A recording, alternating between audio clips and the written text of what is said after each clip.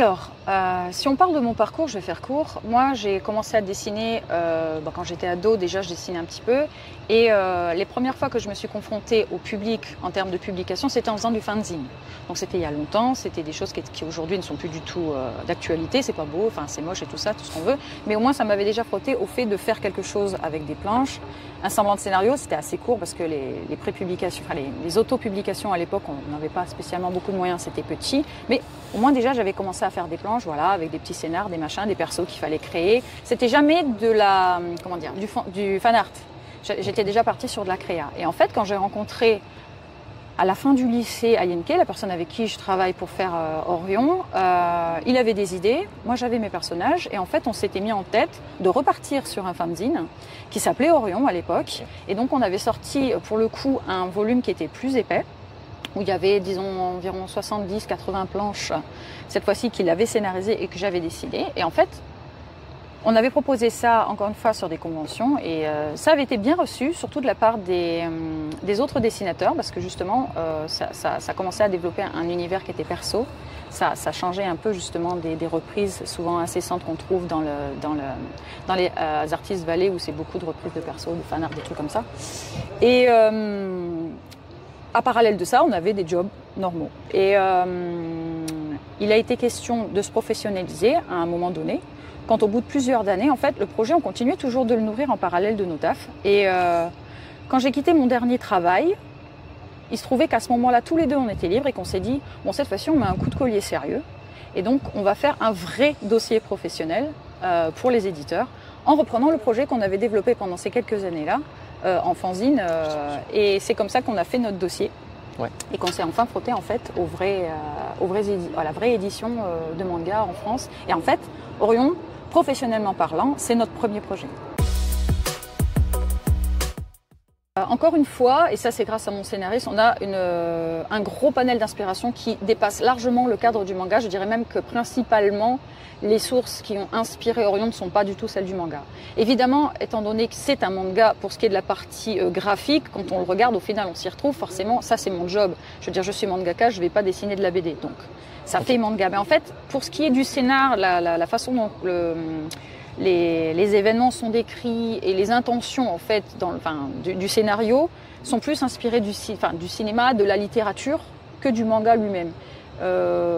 C'est l'avantage de travailler avec un scénariste qui sépare complètement son travail du graphisme, c'est-à-dire qui écrit purement avant que ce soit dessiné, c'est qu'en fait, il n'est pas nécessairement influencé par la façon de narrer des Japonais. Ça, c'est ma part à moi. Donc en fait, c'est comme donner une dimension manga à quelque chose qui de base n'est pas forcément pensé comme un manga. En plus du fait que comme on est dans une édition française, on n'est pas du tout dans la dynamique des pré-publications japonaises, de l'esprit du jump et des choses comme ça. En plus, on a de la chance parce que Glénat, c'est une équipe qui nous laisse très libre. Ouais. Donc du coup, voilà, les inspirations sont vraiment diverses et variées. Mais en tout cas, une chose est sûre, c'est que pour ce qui est du scénar et de la construction, c'est carrément pas manga du tout de base. C'est vraiment quelqu'un qui se pose et qui se dit... le manga, c'est un moyen de s'exprimer vers le public, comme le cinéma, comme la musique. Enfin, c'est un média qui passe par du visuel, certes, mais qui ne doit pas être enfermé dans ses propres codes. Et comme nous, on a justement l'occasion de pouvoir s'en sortir puisqu'on n'est pas dirigé, autant voir au plus large. Donc lui, il bosse énormément sur des parties, on regarde du film, de la série, des documentaires énormément. En fait, des trucs qui n'ont vraiment rien à voir spécifiquement avec le manga, mais en fait, quand on y réfléchit bien, qui le nourrit complètement. Même au Japon, par exemple, les tantos du Jump, souvent, quand leurs auteurs ont besoin d'inspiration, ils leur filent des films ou des trucs comme ça.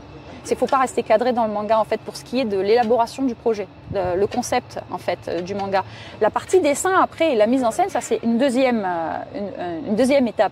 Donc là oui, moi étant donné que je fais du manga en termes de visu, là il faut que je sois nourrie par comment font les autres, qu'est-ce qui a été fait avant moi, qu'est-ce qu'on peut proposer de nouveau, quelle est la manière la plus efficace de rendre avec des images qui se rapprochent, enfin qui s'identifient à du manga visuellement, ce que moi j'avais en texte en fait.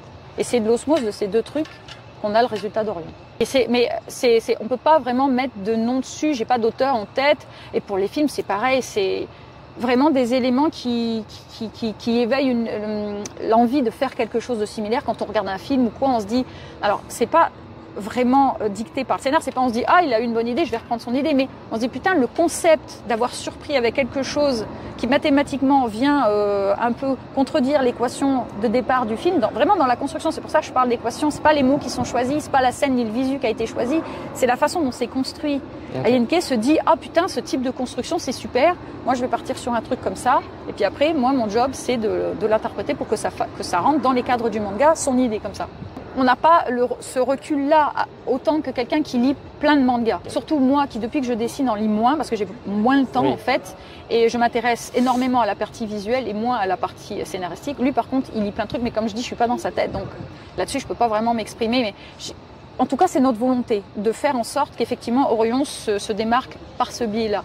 On va reprendre par exemple le tome 1 avec la couverture qui fait très shonen, le héros avec les cheveux qui sont très typiquement les visus qu'on trouve sur le Shonen Jump et tout. C'était pas pour entrer dans ces codes-là, c'était pour en jouer en fait.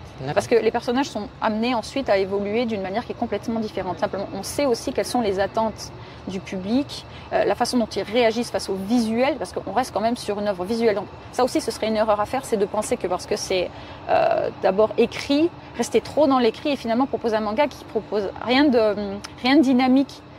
Voilà, donc c'est pour ça que je disais, voilà, moi mon taf c'est de rendre dynamique ce qui est écrit de manière à ce que la recette fonctionne. Et pour Orion, on essaye de jouer de ces codes-là, c'est-à-dire que moi dans mon visu, je sais ce que je dois faire parce que je sais très bien à quoi le lecteur s'attend en termes de visu pour ce qui est d'un manga. Mais Ayenke n'a pas besoin de s'emmerder avec ça. Lui, s'il a une idée en particulier, ce sera à moi ensuite, voilà, de la rendre pour qu'elle rentre dans les codes. Et effectivement, plusieurs fois, on a eu des lecteurs qui nous ont parlé de ça en disant « Ah, moi, ce que j'aime bien d'Orion, justement, c'est que souvent, quand on le lit, finalement, on est surpris parce qu'on part sur des codes et au final, la finalité de la situation n'aboutit pas à ce qu'habituellement, dans un code de shonen classique, on aboutirait. » Donc, si ça marche, c'est bien. Voilà. Mais moi, personnellement, j'ai pas énormément de recul là-dessus. Donc, si ça en fait la spécificité, j'en suis ravie parce que c'est le but. Okay. Mais je peux pas dire oui ou non. Ça, c'est au lecteur de le dire. Je peux pas faire une classification des personnages que je préfère parce qu'il y en a beaucoup, sachant qu'ils sont tous beaucoup travaillés en termes de background. Ça aussi, c'est un truc qui est pas trop, qu'on voit pas encore en fait, mais que certains lecteurs ont ressenti, c'est-à-dire que l'exposition des personnages elle-même dans le manga n'est pas classique. C'est vrai que dans les mangas, il y a des codes auxquels les apparitions de personnages sont liées, ce qu'on appelle l'exposition. On n'en fait pas. On n'en fait pas ou très peu d'exposition dans Orion parce qu'en fait, on part du principe que dans la vie de tous les jours, quand on rencontre quelqu'un, c'est pas tada et puis machin, le background, machin qui lui dit son nom, bidule qui lui raconte son passé. On n'est pas du tout dans cette dynamique-là. Donc les personnages sont amenés au fur et à mesure en fait. Du coup, ils sont énormément travaillés en amont avant qu'ils apparaissent dans les bouquins. Moi, je les connais, j'en connais une grosse partie avant de commencer à les exploiter, on va dire. Et on travaille longuement sur les chara-design. Et à partir du moment où les personnages sont mis en scène et qu'ils commencent à leur rêver des trucs, moi j'accroche très facilement hein, sur les persos. Donc il y en a pas mal en fait que j'aime bien. Okay. Et surtout qu'en plus, Ayenke fait cet effort. Alors c'est assez étonnant parce que quelque part c'est pas un effort parce qu'il me connaît bien, mais c'est aussi son but de base. Donc les personnages qu'il fait sont vraiment taillés pour ce que j'aime bien en fait. Enfin, il fait pas cet effort-là, mais il se trouve qu'on se connaît bien et qu'on a plein de goûts en commun. Donc du coup, c'est pas difficile quand il crée un personnage qu'après je l'aime bien. On dirait que c'est fait exprès. Okay. Donc il y en a plein que j'aime bien en fait. Il y a de nous dans chacun, simplement pas toujours la même partie. Il y en a un, il va me prendre le côté fleur bleue, l'autre il va prendre le côté quand je me fâche, je fais cette tête-là. Celui-là, c'est clairement Ayenke quand il fait ceci ou cela, c'est 100% lui. Bah, de toute façon, on dessine avec ce qu'on connaît, c'est toujours notre expérience personnelle. Disons que l'apport qu'on a sur les personnages qui fait l'originalité d'un auteur, c'est souvent ce qui lui est propre. En dehors de toutes les influences qui l'ont nourri, ce qui fait son originalité, c'est ce qu'il apporte en plus. Des fois, ça se joue à des petits détails. Et là, pour le coup, c'est vrai qu'on n'est pas, enfin, on se retrouve un peu partout, lui comme moi, dans plusieurs persos. Alors de dire du coup, moi je préfère celui-là que je préfère celui-là, ce serait hypocrite dans le sens où, voilà, il y en a, on se retrouve un peu dans tous. Donc les lecteurs s'amusent beaucoup des fois par période justement à dire, on voit trop que ce perso, c'est trop Ayenke parce que ce qu'il dit, comme il fait beaucoup de live et de vidéos, des longues vidéos qu'il appelle les objections. où il expose justement des réflexions qu'il a eues sur les films et sur les trucs culturels qu'on a vus. Il adore faire ça, il est tout le temps en train de réfléchir. Et ils nous disent « Ah, on sent trop que là, c'est lui-même qui se met en scène. » et tout. Non, mais non, en fait, non. Cette fois, pour le moment, là, sur ce coup-ci, dans ce tome-là, c'est lui. Mais ça pourrait être très bien un autre perso après, qui est adapté, dont les idées, enfin, le propos d'Ayenke sont adaptés pour que ça colle au personnage. Mais en fait, les idées qu'il a, elles se retrouvent un peu partout. Et en termes de design, c'est pareil. C'est-à-dire que moi, j'ai des critères qui sont la façon dont je m'habille ou que je me coiffe et tout ça. On peut les retrouver dans plusieurs des personnages. Pas un en particulier, donc non, je peux pas dire qu'il y en a un. En tout cas, un, c'est pas possible. Plusieurs, certainement, mais on va dire quasi tous. Donc au final, c'est comme s'il y avait rien, quoi.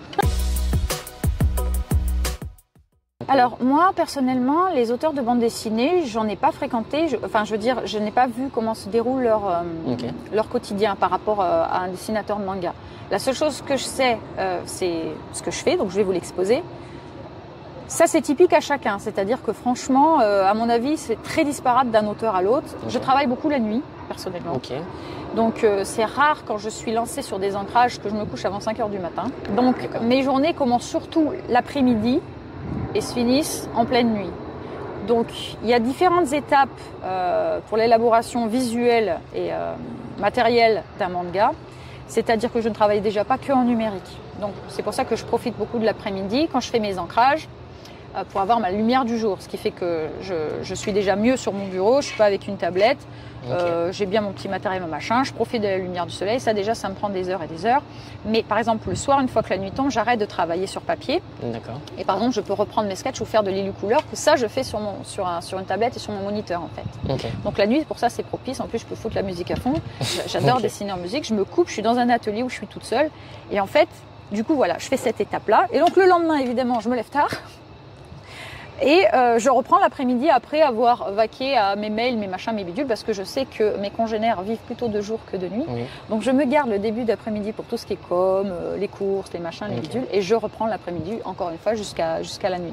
J'imagine, je ne sais pas, mais étant donné que les mangas, c'est quand même 250, enfin à peu près 200, entre 200 et 250 pages par volume, c'est intense, c'est-à-dire que je peux pas vraiment me dire là pendant une semaine je fais rien, des trucs comme ça. Ouais. C'est vrai que c'est très répétitif. Faut tenir le rythme tous les jours de la semaine pendant des mois et des mois pour réussir à faire le truc. Dans la BD, je sais qu'ils font moins de planches, mais qu'ils ont des étapes couleurs. C'est pour ça que je dis je sais pas du tout comment eux ils arrivent à s'organiser et combien de temps ça leur prend par jour. Mais en tout cas moi mon quotidien ça ressemble à ça. Ouais, totalement. Là, déjà sur le 5, bon, en plus, ça va avec le scénario, c'est-à-dire que, comme je disais, sur le tome 1, on était parti sur quelque chose qui faisait très shonen, donc ça a été traité comme tel. Sans parler du fait qu'en plus, c'était le premier, il y avait des marques à prendre, on l'a fait rapidement parce qu'il y avait des dates de sortie qui étaient établies pour le lancement, avec la com qui allait avec, donc il ne fallait pas dépasser, donc je n'ai pas fait de folie extravagante, mais plus ça avance, plus Glénat nous fait confiance, et plus on a toujours été libre. Mais là, vraiment, pour le coup, si je décide de prendre 3 mois de plus, il y a aucun souci. Je suis vraiment pas embêtée de ce côté-là. Du coup, je me suis permise, puisque le scénar l'exige en termes de ton, ça devient plus sérieux, à faire aussi dans le visuel un ressenti, à créer quelque chose qui fait passer cette idée-là, en passant par le visuel. Justement, ça se détaille.